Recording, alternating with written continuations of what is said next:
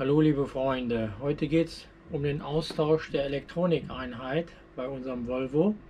Das ist dieser Teil, der anzeigt beim Starten, ob alle Funktionen vorhanden sind und wo man dann auch eine Warnung bekommt, wenn Ölstand oder Batterieladung nicht korrekt sind.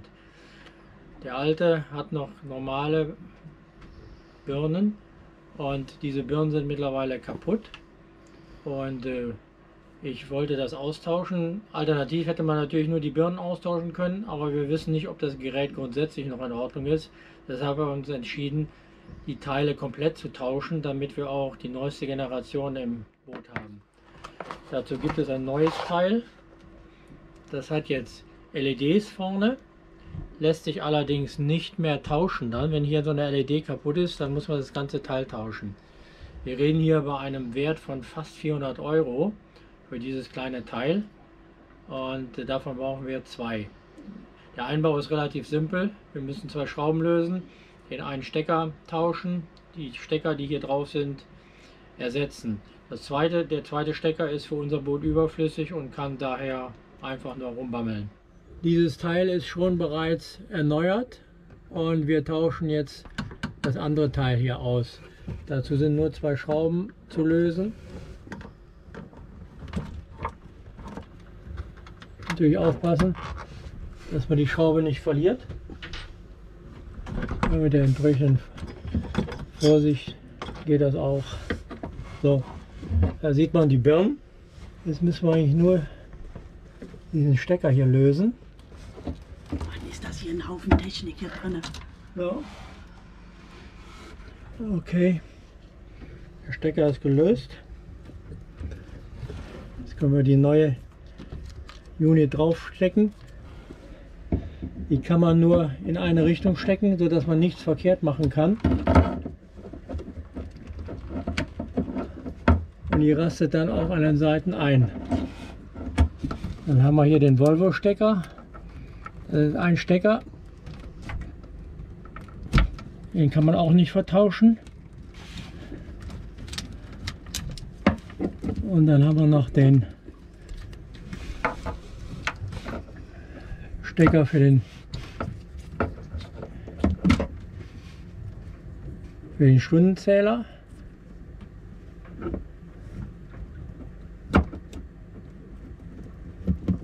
Und dann haben wir hier noch einen weiteren Stecker, den ich zurzeit nicht kenne.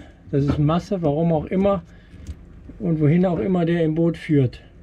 Und damit ist das alte Gerät raus. Man sieht hier drunter noch den Abstandshalter, den wir natürlich nicht verlieren dürfen.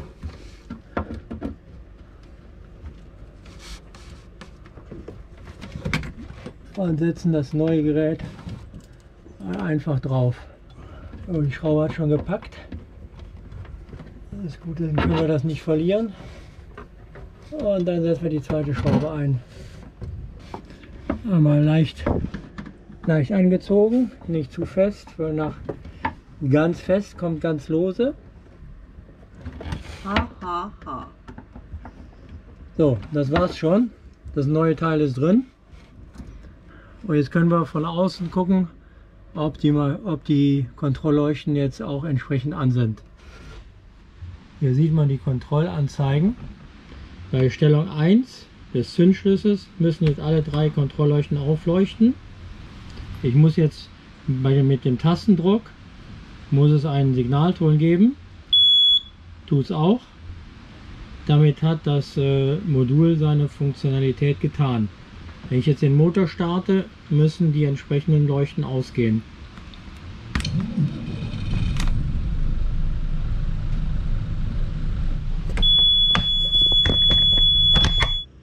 Ein kurzer Schreck, aber der Fehler, den hatte ich schon vor Wochen entdeckt, konnte den nur nicht zuordnen. Das zeigt aber, dass die Teile schon seit längerem kaputt waren. So, jetzt sollte alles funktionieren. Maschine auf 1, Alarm tut und Start und läuft. Und alles geht aus. Maschine 2 1, Lampen gehen an, Alarm funktioniert, Start und die Lampen gehen aus. Was anbleibt, sind die Vorheizungen für den Diesel.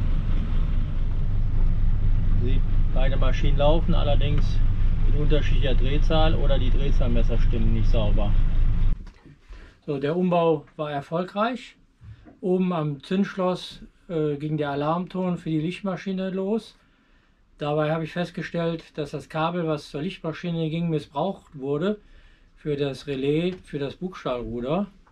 Und das habe ich jetzt korrigiert, sodass jetzt alles einwandfrei funktioniert. Wir haben jetzt zwei neue Elektronik-Units drin und dadurch können wir jetzt ausschließen, dass durch diese Teile irgendwelche Fehler in der Motorsteuerung kommen. Das ist für die spätere Fehlersuche, wenn nochmal irgendwelche Probleme auftreten, schon von Vorteil. Vielleicht haben wir jetzt auch das Startproblem der rechten Maschine endgültig beseitigt. Die Zukunft wird zeigen.